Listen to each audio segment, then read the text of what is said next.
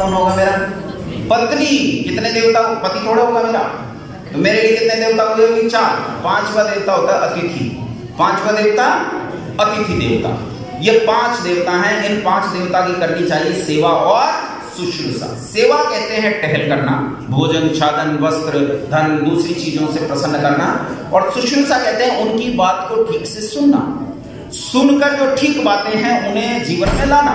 रात पंडित जी ने इस पर लगभग 20 मिनट लगाई, इसी बात पर कि पिता की क्या बात माननी चाहिए और क्या नहीं माननी चाहिए, माँ की क्या बात माननी चाहिए और क्या सब नहीं मानी जाती। पिता ने गुस्से में आकर ये कह दिया जा डूब मर, तो ये मानने वाली बात नहीं है। समझ रहे हो? ये मानने वाली बात नहीं है। मान लो पिता ये कह देगा निकल जाए यहाँ से, जाके ढाबे पे बर्तन मांजो और तुम चालू कर दो काम, ये मानने वाली बात नहीं है।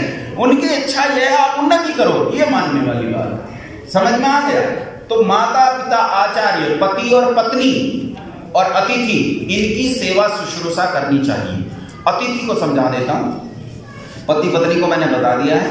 अतिथि किसे कहते हैं? अतिथि होते हैं केवल 3, चौथा भी होता है बताऊंगा। पहले 3 समझो, एक ब्रह्मचारी, एक वानप्रस्थी और एक सन्यासी। इसके अलावा संसार में कोई अतिथि नहीं। हाँ, एक और अतिथि होता है विद्वान। ये 4 अतिथि होते हैं और इन 4 के अलावा कुछ और भी होते हैं, हमारे रिश्तेदार हैं, वो भी आ जाए, हमारे स्वजन हैं, तो उन्हें भी अतिथि की तरह सत्कार दो। अतिथि नहीं भी हैं तो अतिथि की तरह उन्हें सत्कार दो।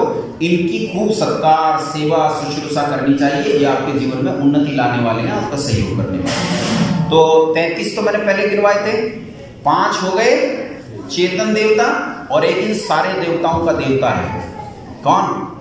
देवों का देव वो देखो, उसे भी पता है देवों का देव महादेव। कौन महादेव? रात बताया था, वही सर्वज्ञ निराकार चेतन सत्ता, सर्वशक्तिमान निराकार चेतन सत्ता, सर्वव्यापक निराकार चेतन सत्ता, न्यायकारी निराकार चेतन सत्ता, दयालु निराकार चेतन सत्ता, अनादि निराकार चेतन सत्ता, अजन्मा निराकार चेतन सत्ता, अमर निराकार चेतन सत्ता, अजर निराकार चेतन सत्ता, सर्वांतर्यामी निराकार चेतन सत्ता, सर्वेश्वर निराकार चेतन सत्ता, सच्चिदानंद स्वरूप निराकार चेतन सत्ता। यही देवों का देव महादेव।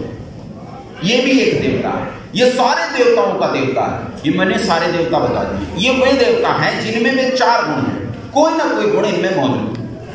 अब ये जब पंडित जी उपदेश कर रहे थे तो पीछे पुस्तक रखी थी, ये पुस्तक रखी थी तो मैं इसे उठाकर पढ़ रहा था। एक मंत्र आता है इसमें, मैं अभी पढ़ रहा था। ये त्रिसप्ताह पर्यंत विश्वारूपाणि विप्रत वाचस्पतिर्बला तेषां तल्को अद्य दधर्मे। इसमें लिखा है ये त्रिसप्ताह, ये 21 देवता, इन्हीं में से देवता चुने गए। तो जो मैंने आपको देवता बताए इन्हीं में से 21 देवता चुने गए हैं। इसमें स्थूल भूत हैं, प्राण हैं, इंद्रियां हैं, अंतःकरण चतुष्टय है, इन्हीं सबको जोड़कर 21 बनाया गया। यानी जिसमें 4 गुणों में से कोई 1 हो, 2 हो, 3 हो या 4 गुण हो, उसे क्या कहते हैं? देवी और देव। और इन देवी देवताओं की करनी चाहिए पूजा। कैसे करोगे? बोलो कैसे करोगे? देवी देवताओं की पूजा कैसे करोगे? देवी देवताओं की पूजा कैसे करोगे? शास्त्री जी मैंने समय नहीं देखा था, मुझे बता देना, ओवर हो जाएगा। इन देवी देवताओं की पूजा करने का तरीका क्या है? अच्छा ये बताओ, इस जगदम्बा को भोजन खिलाना है, कैसे खिलाओ? बोलो कैसे खाएगी? मुंह से। कैसे खाएगी? आप कैसे खाओगे? मुंह से। पिताजी कैसे खाएंगे? मुंह से। अच्छा ये बताओ, बिल्ली कैसे खाएगी? मुंह से। सांप कैसे खाएगा? मुंह से। संसार में कोई पदार्थ जो मुंह के अलावा खाता हो? अरे हाइड्रा और अमीबा जैसे छोटे जीव जंतुओं से लेकर जो यूनिसेलुलर पैरासाइट्स हैं या यूनिसेलुलर जो जीव हैं, चाहे वो स्वजीवी भी हो, ऐसे भी जीव हो, वहां से लेकर और संसार का सबसे जटिलतम जीव मनुष्य तक, यहां तक सब मुख से खाते हैं। किससे खाते हैं? मुख से खाते हैं। इसका मतलब है देवी और देवता भी मुख से खाते हैं। किससे खाते हैं? मुख से खाते हैं। अब कैसे खिलाओगे देवी देवताओं? कैसे खिलाओगे? तो खिलाने का तरीका है देवी देवताओं के मुख में डालो। तो देवी देवताओं का मुख ढूंढना पड़ेगा।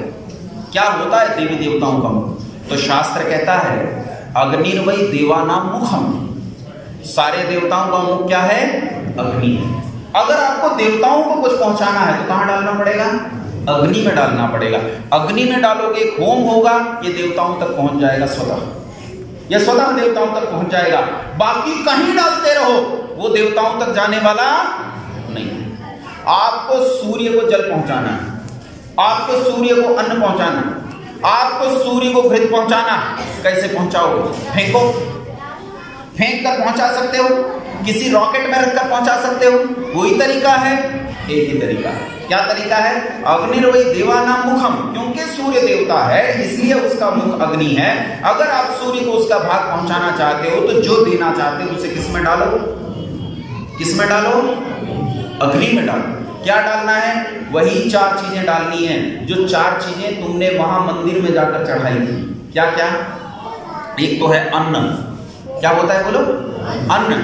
दूसरा होता है मीठा, मिष्टान्न।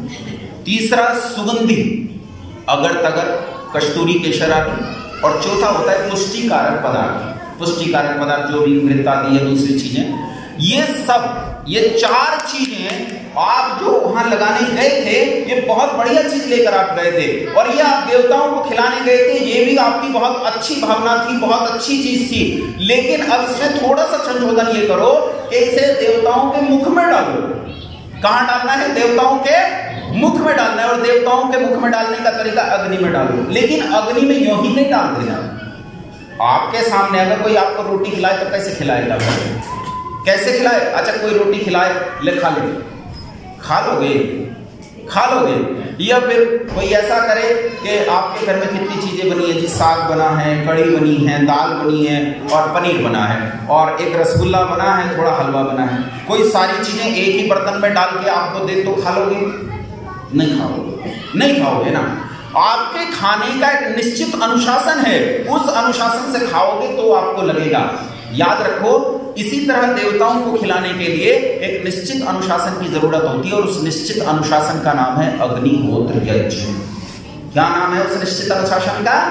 अग्निहोत्र नाम है, उसका नाम यज्ञ है। इस यज्ञ में डालने पर आपका भाग देवताओं तक पहुंचता है। ये देवताओं की पूजा का तरीका है, ये देवताओं की पूजा का तरीका है। ये अग्निहोत्र प्रतिदिन 2 बार करना चाहिए। आपको भूख कितनी बार लगती है? बोलो, कितनी बार खाते हो? अच्छा, कोई कोई कह रहे हैं 3 बार खाते हैं। चलो, ऐसे तो कुछ महापुरुष ऐसे भी हो सकते हैं जो 6 बार खाएं, तो आपको प्रणाम, आपके पुरुषार्थ को प्रणाम। लेकिन भूख असल में कितनी बार लगती है? 2 बार लगती है। तो जब 2 बार भूख लगती है तो 2 बार ही भोजन करते हो, तो देवताओं को भी कितनी बार देना चाहिए? बोलो, कितनी बार देना चाहिए? तो यज्ञ कितनी बार करना चाहिए दिन में? 2 बार करनी चाहिए, एक बार सुबह और एक बार शाम। कितने कौर खाता है देवता, ये हमें पक्का पता है। हम कितने खाते हैं तो नहीं पता। कई बार खीर देखकर मन डोल जाता है। हम तो वैसे भी पंडित जी आदमी है, तो हमें तो पता है खीर देख के मन कैसा डोलता है, जीभ कैसी लपलपाती है। फिर क्या होता है, 1 कटोरे के बजाय 4 कटोरे खा जाते हैं। फिर भाई साहब पड़े रहते हैं बिस्तर में, टांग ऊपर किए, फिर ये उठ नहीं पाते। खाने का नहीं पता कितना खाना होता है, लेकिन देवता जानते हैं मुझे कितना खाना है। इसलिए देवताओं के लिए लिखा है कि दैनिक जो उनका भोजन होता है, उस दैनिक भोजन में उन्हें 16 कोर खिलाने चाहिए। एक समय में कितने कोर? 16 कोर। 16 कोर से ज्यादा नहीं खाते। तो कितनी आहुति देते हैं यज्ञ में? बोलो, कितने आहुति देते हैं? अच्छा, ये बताओ, जब तुम्हारे यहाँ श्राद्ध होते हैं तो उस समय कितने टुकड़े निकाल के उस पर रखते हो छत पे? कितने? ये सब बिगड़ी हुई परंपराएं हैं। सुधरी हुई ये है कि यज्ञ में कितनी आहुति देनी है? 16 आहुति देनी। ये 16 आहुति जब आप यज्ञ में देखते हो, ये 16 आहुति यज्ञ में देने से ये भाग देवताओं को पहुंचता है। देवता प्रसन्न होते हैं और आपके सुख का सामान इकट्ठा करते हैं। अगर आप ये नहीं करोगे तो निश्चय पूर्वक देवता दुखी होता है, पीड़ित होता है, नाराज होता है, बीमार होता है, फिर वो आपको सुख तो नहीं देगा। जैसे मां को गुस्सा दिला दो तो मां क्या देती है? बोलो, सुख के दुख। मां को खुश रखो तो मां तुम्हें सुख देगी, लेकिन मां को दुखी रखो तो देखो, बूढ़ी हो जाए तो बात दूसरी है, लेकिन जब तक उसके शरीर में जान होती है तब तक उसका चिमटा कमाल की ताकत रखता है। उसका बेलन बहुत जबरदस्त होता है। और मैं इस बात का भुक्तभोगी हूं, क्योंकि हमें हमारे पिता ने नहीं पढ़ाया, हमें हमारी माँ ने पढ़ाया है। और जब माँ पढ़ाती थी तो हमें अच्छी तरह याद है, वो चिमटा जो आग में लकड़ियों को उठाकर रखा होता था, वही गरम गरम चिमटा हमारे शरीर पर भी होता था। इसलिए मैं जानता हूं कि मां जब नाराज हो, ये वाला देवता जब नाराज हो तो सुख नहीं देता, दुख देता है। तो सारे देवताओं के संबंध में ऐसा ही समझो, देवताओं को दुखी, पीड़ित और नाराज नहीं करना चाहिए। वो दुखी, पीड़ित और नाराज होंगे तो दुख देंगे। यूक्रेन ने क्या किया? यूक्रेन ने क्या किया? अपने पड़ोसी देवता को उसका भाग नहीं पहुंचाया। अगर 16 आहुतियां देता तो ये गड़बड़ी कभी भी ना होती। उसने ये भाग वहां से छीनकर नेटो को पहुंचा दिया, नाटो को पहुंचा दिया, अमेरिका को पहुंचा दिया। इससे देवता खिन्न हो गया। बोलो सुख भोग रहा है कि दुख भोग रहा है?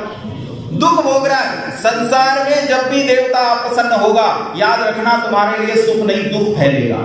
इसीलिए देवताओं को प्रसन्न करने का तरीका है कि यज्ञ करो। और यज्ञ क्या है जानते हो? यज्ञों वही श्रेष्ठतम कर्म। संसार का सारा श्रेष्ठ कर्म क्या है? वो यज्ञ है। सारा श्रेष्ठ कर्म क्या है? यज्ञ। या यूं कह दो, संसार के सारे कर्मों में जो श्रेष्ठ कर्म है उसका नाम भी क्या है? यज्ञ। इसलिए 2 समय 16-16 टुकड़े, 16-16 आहुति, 16-16 कौर देवताओं के लिए निकालो। देवताओं के लिए निकालोगे तो तुम्हारा कल्याण होगा, तुम्हारे जीवन में सुख आएगा। शास्त्री जी अगर समय दे तो जरा सा और समय है मेरे पास। 12 बजे तक बोल रहा है। अच्छा मैं, अरे वाह आनंद। फिर तो आपको अच्छा नहीं, दुखी मत हो जाना कि इसका तो आनंद आ गया, अपन फंस गए। खैर आओ समझाते हैं। यज्ञ को और समझ लो। कभी कभी पीड़ा के साथ भी चीजें सीखनी चाहिए। कभी कभी औषधियां कड़वी होती हैं लेकिन वो लाभकारी होती हैं। तो अभी बैठे बैठे पीड़ पैर दुख कर दे रहे होंगे, समस्या हो रही होगी।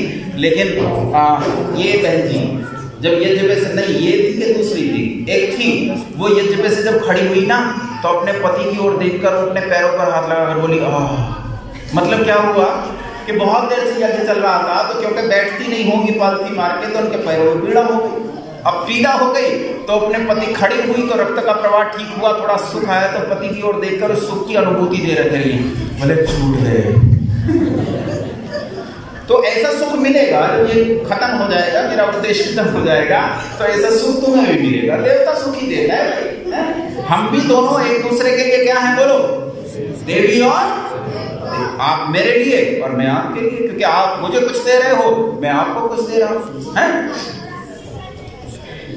हम लोग जो हैं, हम कौन? हम कौन?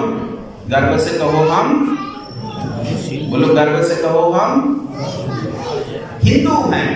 गर्व से कहो हम हिंदू। कौन हो तुम? बोलो कौन हो तुम? अरे नहीं हिंदू हैं। अच्छा मुझे ताज्जुब होता है, मर्यादा पुरुषोत्तम भगवान श्री रामचंद्र की संतान हिंदू हो गई। धर्म संस्थापक योगीराज श्री कृष्णचंद्र की संतान हिंदू हो गई। हमारे यहाँ एक गांव पड़ता है सोरम, मुजफ्फरनगर में। सोरम में एक इतना मोटा इतिहास लिखा रखा है, बहुत पुराना, कई हजार साल पुराना, आज भी वो इतिहास मौजूद है। और उस इतिहास में एक राजा का वर्णन आता है कि राजा बड़ा वैरागी था, ज्यादातर जंगल में रहता था, पर्वतों पर या जंगल में रहता था। और कहते हैं ये क्योंकि किसानों का राजा था, इसलिए ये अपनी सवारी के रूप में बैल का इस्तेमाल करता था। योद्धा बहुत भयंकर था। जब इसे क्रोध आता था तो कहते हैं प्रलय आती थी। और यह हथियार के रूप में एक 3 कोण वाले हथियार का प्रयोग करता था। त्रिशूल, जिसमें 3 शूल होते थे, उसका प्रयोग करता था। इतिहास में लिखा रखा है? समझ रहे हो? उसकी संतान भी हिंदू हो गई। गर्व से कहो हम हिंदू हैं। तो हम जो हिंदू हैं, हम हिंदुओं के पूर्वज कौन थे? बोलो हम हिंदुओं के पूर्वज कौन थे? ईसाई थे या मुसलमान थे? बोलो। अच्छा ईसाई थे, मुसलमान थे कि आर्य थे? श्री राम जी कौन थे? श्री कृष्ण जी कौन थे? आर्य थे। अच्छा हमारे पूर्वजों में जाओ तो हमारे पूर्वजों में परंपरा थी कि वो पंचमहायज्ञ करते थे। क्या करते थे? दिन में 5 यज्ञ करते थे। एक दिन में प्रतिदिन 5 प्रकार के यज्ञ करते थे। पहला यज्ञ क्या करते थे? पहला यज्ञ करते थे वो सुबह और शाम 2 समय संध्या करते थे। सुबह और शाम 2 समय संध्या करते थे। सुबह और शाम 2 समय संध्या करते थे। संध्या को कहते हैं ब्रह्म यज्ञ। क्या कहते हैं संध्या को? माताएं कुछ ज्यादा थक गई हैं, मेरी ओर ध्यान दो। सुबह और शाम 2 समय परमात्मा का नाम लेते थे, इसे क्या कहते हैं? आरती करते हो ना आरती मंदिर में, या आरती संध्या ही तो है, बस तुम हिंदी में करते हो और वहां संस्कृत में होती थी। जब हम समझदार थे तो संस्कृत में करते थे, आजकल हिंदी में करते हैं। हिंदी में क्या कहते हैं? हिंदी में कहते हैं ब्रह्मा विष्णु सदाशिव जानत अविवेका। जो परमात्मा को ब्रह्मा विष्णु और सदाशिव इन अलग अलग रूपों में अभिव्यक्ति से जानता है, वह अविवेकी यानी पागल है। और कहते हैं प्रणवाक्षर के मध्य ये तीनों एक। परमात्मा का एक प्रणव अक्षर यानी ओम ही है, ओम के सिवाय परमात्मा कुछ भी नहीं है, कुछ नहीं। खुद ही गाते हैं हम लोग, कहते हैं तुम हो एक अगोचर सबके प्राणपति, तुम में इंद्रियां जा नहीं सकती, इंद्रियों से ईश्वर को जानना संभव। गो कहते हैं इंद्रियों को, चर कहते हैं चलना, जिसमें इंद्रियां नहीं जा सकती उसे ईश्वर कहते हैं। बिना इंद्रियों के इसे जाना जाता है, इंद्रियों से नहीं जाना जाता। इंद्रियों से ईश्वर का साक्षात करना संभव नहीं है। तो हम उस समय ये जो आरती है, इस आरती को संध्या के रूप में करते थे, सुबह और शाम 2 समय। जैसे आरती आज भी होती है, आज भी होती है ना। कहां से शुरू होती है बोलो आरती? नहीं, यहां से थोड़े ही, तो आरती की कविता पर आ गया। आरती तो यहां से शुरू होती है। शुरू में जाते हैं शंख बजाते हैं। क्या करते हैं? शुरू में जाते हैं मंदिर के सामने। अच्छा, शंख की ध्वनि को सावधानी से सुनो। क्या शंख की ध्वनि में ओम जैसी प्रतीत नहीं होती? बोलो, शंख जब बजता है तो क्या वो ओम नहीं बोलता? मुख से ओम बोल सकते हो, बाजे की जरूरत नहीं है। तो ये ओम की प्रतिकृति मात्र है, उसके जैसी ध्वनि हम निकाल रहे हैं, लेकिन वास्तव में हम ओम से अपनी संध्या शुरू करते हैं। ओम से संध्या शुरू की, उसके बाद क्या करते हैं? उसके बाद क्या करते हैं बोलो? पहले ही जब आए थे तो ओम से पहले एक काम किया था, हाथ पैर अच्छे से धो लिए। धोए थे कि नहीं धोए थे? धोए थे। थोड़ा बहुत पानी भी पी लिया था कि बीच में समस्या ना हो, इसलिए पानी पी लिया था। वहां जाते हैं, फिर जाकर हम ईश्वर का भजन शुरू करते हैं। क्या कहते हैं? ओम जय जगदीश हरे, स्वामी जय जगदीश हरे, भक्त जनों के संकट क्षण में दूर करें। संध्या में भी यही होता है। संध्या जब शुरू होती है तो संध्या में आप कहते हो ओम भूर्भुवः स्वः तत्सवितुर्वरेण्यं भर्गो देवस्य धीमहि धियो यो नः प्रचोदयात्। परमात्मा मेरी बुद्धि को ज्ञान से प्रकाशित कर दे ताकि मेरे जीवन के सारे संकट क्षण में दूर हो जाएं, मेरे जीवन में कोई संकट न बचे। और फिर आप क्या करते हो? आचमन करते हो, थोड़ा सा पानी पीते हो। फिर क्या करते हो? आप उस पानी से अंग स्पर्श करते हो, शरीर पर जल को छिड़कते हो, जैसे आपने पहले छिड़क लिया था। संध्या का ही आजकल का स्वरूप आरती है। इसे अब तो गुलाम नहीं हूं। उस समय जब गुलामी और गरीबी और दरिद्रता और अविद्या और अशिक्षा का समय था, उस समय हमने इसका स्वरूप ये बना लिया। लेकिन अब वापस अपने स्वरूप में आ जाओ और संध्या को करना शुरू करो। पहला यज्ञ क्या है बोलो? बोलो, ब्रह्म यज्ञ यानी संध्या। दूसरा यज्ञ है देव यज्ञ, जो मैंने आपको बताया, 16 कोर सुबह 16 कोर शाम को देवताओं को खिलाना। यानी आपको 2 समय दिन में यज्ञ करना चाहिए। एक व्यक्ति बोला जी अगर 2 समय ना कर सके तो मैंने कहा 1 समय कर लिया करो, दोनों समय की आहुति उसी में दे दो। बोले अगर 1 समय रोज भी ना कर सके तो मैंने कहा रविवार को कर लिया करो। तो बोले अगर प्रति रविवार भी ना कर सके तो मैंने कहा अमावस्या पूर्णिमा को कर लिया करो, पाक्षिक कर लिया करो। बोले अगर पाक्षिक भी ना कर सके हर 15 दिन में तो मैंने कहा मासिक कर लिया करो। बोले अगर मासिक भी ना कर सके तो मैंने कहा त्रैमासिक कर लिया करो। बोले अगर त्रैमासिक भी ना कर सके तो मैंने कहा फिर डूब मरो। अगर इतना भी नहीं कर सकते तो फिर तो डूब ही मरना चाहिए, इसके आगे मेरे पास दूसरा समाधान नहीं है। तो मैं आपको विकल्प नहीं दूंगा, करना तो दिन में 2 बार ही चाहिए। और इसमें कितनी देर लगती है? तो मैंने पूजा में बताया था कितनी देर लगती है, 5 से 7 मिनट, बस इसमें इतनी देर लगती है। ध्यान से करोगे तो इसमें मुश्किल से 10 से या 12 मिनट लगती है। लेकिन 10 से 12 मिनट में भी कई लोग विलक्षण होते हैं जो रास्ते ढूंढ लेते हैं। मेरी बिटिया बड़ी हो गई, जैसे ये मैया बैठी है, ये जगदम्बा, इतनी बड़ी मेरी बिटिया। अच्छा, हमने अपने घर में कानून बनाया जो भी घर से निकलेगा पहले यज्ञ करके निकलेगा। जो सबसे पहले निकलेगा जिम्मेदारी उसकी है, यज्ञ वो करेगा। अब इसे कॉलेज जाना पड़ता है, जो सबसे पहली जिम्मेदारी बेचारी पर आगे फंस गई। तो ये जब यज्ञ करती है तो इसकी गति देखने बनती है। हमें नहीं पता होता ये क्या कर रही है, बस भगवान ही जानता होगा ये क्या कर रहे हैं। ये शुरू करती है तो ऐसे शुरू करती है, अब मुझे भी नहीं पता चलता कि ये वास्तव में संकल्प पाठ चल रहा है कि कुछ और ये तो मेरी गति कम है, उस महारानी की गति इससे भी तेज होती है। तो जो काम 10 से 12 मिनट उसे लगते हैं फटाफट करके, वो जब अंत में करती है ना सर्वमयी गुणम स्वाहा, और दूसरी आहुति पर वो आधी खड़ी हो जाती है और तीसरी आहुति लगभग खड़े होते होते डालती है सर्वमयी गुणम स्वाहा, वहां से कह के दौड़ती है मां सामान उठा लेना, मां सामान उठा लेना, और वो भाग जाती है। तो क्योंकि वो लेट हो जाती है इसलिए जल्दी जल्दी करती है, तो वो तो 5 ही मिनट में कर लेती है। आप में कुछ उससे भी विलक्षण हो तो शायद 3 ही मिनट में कर ले, लेकिन मैं आपको कहता हूं आराम से भी करोगे तो 10 मिनट से 12 मिनट लगती है, इससे ज्यादा नहीं लगती। बोलो मुश्किल है क्या? बोलो मुश्किल है क्या? और देवताओं को खुश रहने से तुम खुश रहोगे। दूसरा यज्ञ देव यज्ञ, देव यज्ञ अग्निहोत्र, 2 बता दिए। तीसरा यज्ञ होता है पितृयज्ञ, माता पिता की सेवा करना। बोलो जीतोगी करोगे कि मरोगी? अच्छा, मरे माता पिता की कौन कौन सेवा कर सकते हैं?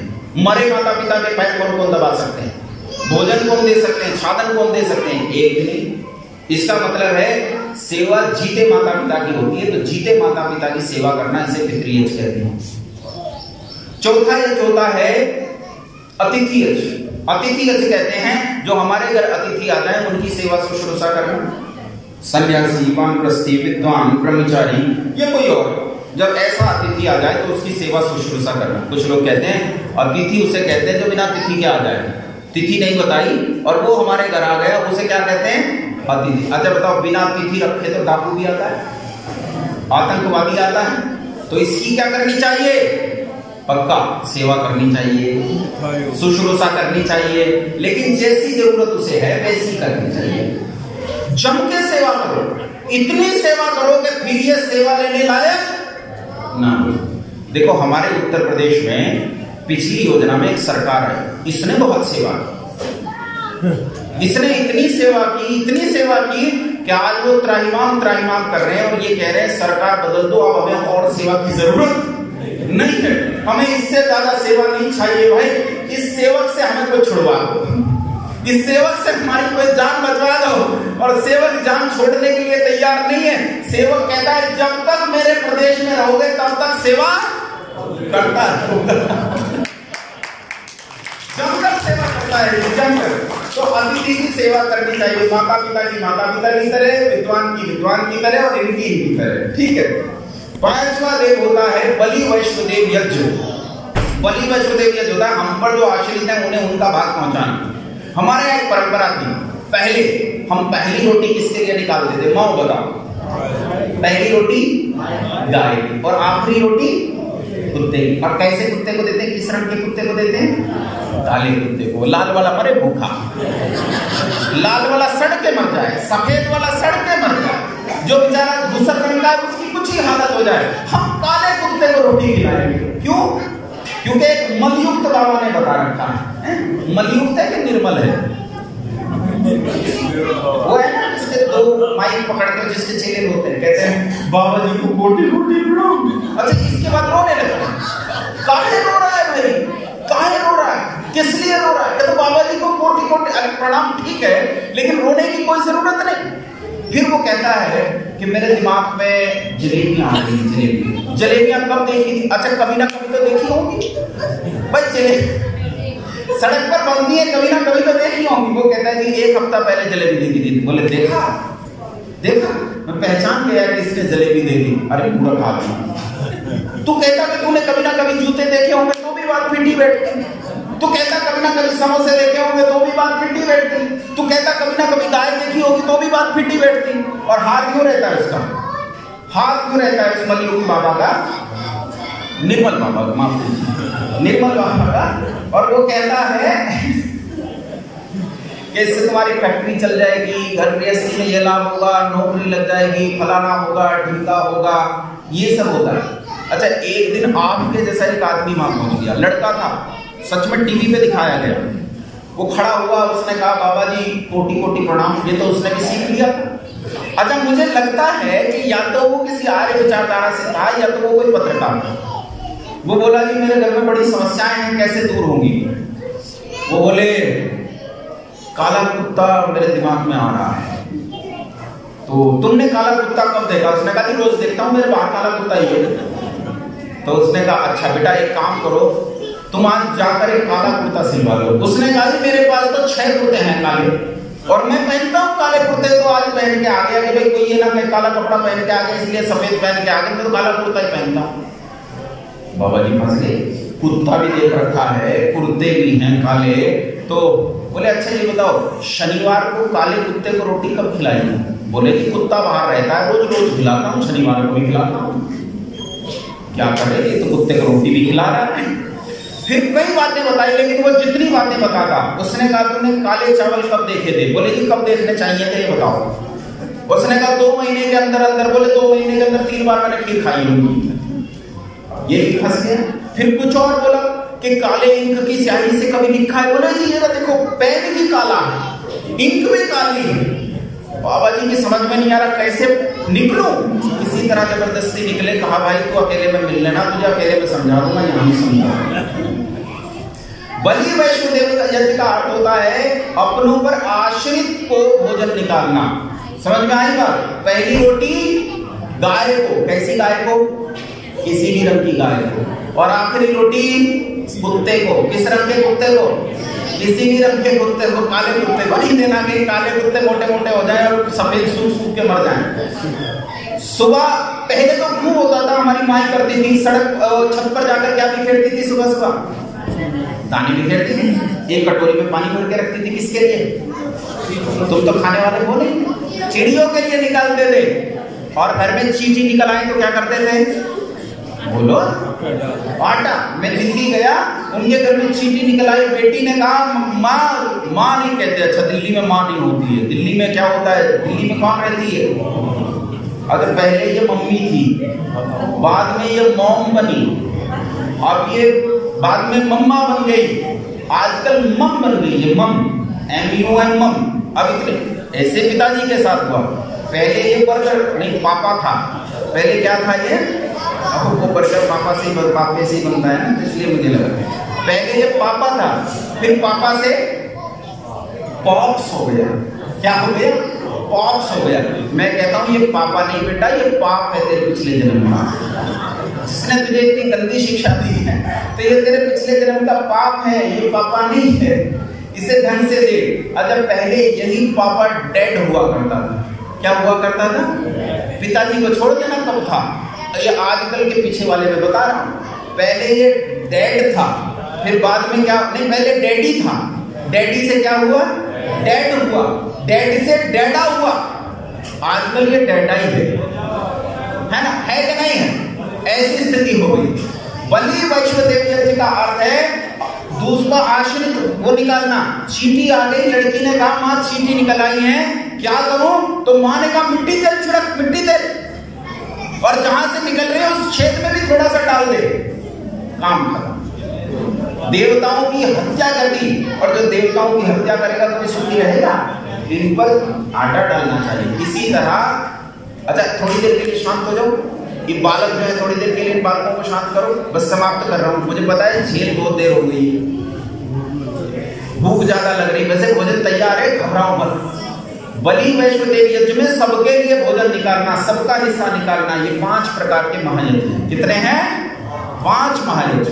कितने हैं? अच्छा ये बताओ, सबसे पहले पृथ्वी पर कौन रहते थे? पूरे भूमंडल पर आर्य लोग। इन्हीं से बिगड़कर पारसी बने, उन्हीं से बिगड़कर यहूदी बने, यहूदियों से ईसाई बने, और ईसाइयों से मुसलमान बने। और इन सारों ने पंचमहायज्ञ करना नहीं छोड़ा। बिगड़ा जरूर उनका, लेकिन छोड़ा नहीं। देखो ये जो पारसी हैं, ये दिन में वेदी जलाकर 5 बार यज्ञ करते हैं, आज भी, चाहे जहां रहते हैं। छोड़ा? बिगड़ तो गया, छोड़ा नहीं। उनसे यहूदी उत्पन्न हुए, यहूदी भी दिन में 5 बार मोमबत्ती जलाकर पूजा किया करते थे। इन यहूदियों से ईसाई बने। ईसाइयों की चर्च में जो कैंडल स्टैंड होता है, वो लोग कितनी मोमबत्ती रखने की जगह होती है वहां? बोलो 5। इन्होंने कहा दिन में 5 बार की जरूरत नहीं है, 1 बार ही जला लो। लेकिन पंचमहायज्ञ करना इन्होंने भी नहीं छोड़ा। इनसे पैदा हुए मुसलमान, दिन चाहे जहां रहते हो दुनिया के जिस छोर पर, इन्होंने कहा मोमबत्ती जलाने का काम भी खत्म। दिन में 5 बार अल्लाह का, खुदा का, बिना खुदा का नाम ले लेना चाहिए। और ये दिन में 5 बार ईश्वर का नाम लेते हैं अपनी मर्जी से। बोलो लेते हैं कि नहीं लेते? किसी ने पंच महायज्ञ करना छोड़ा पूरी पृथ्वी पर? सब करते हैं। किन्होंने छोड़ दिया? जो सीधे वंशज हैं उन्होंने करना छोड़ दिया। इसलिए इस पंच महायज्ञ को जीवन में लाओ। ये यज्ञ जीवन में लाओगे तो सुख बढ़ेगा। बहुत धन्यवाद।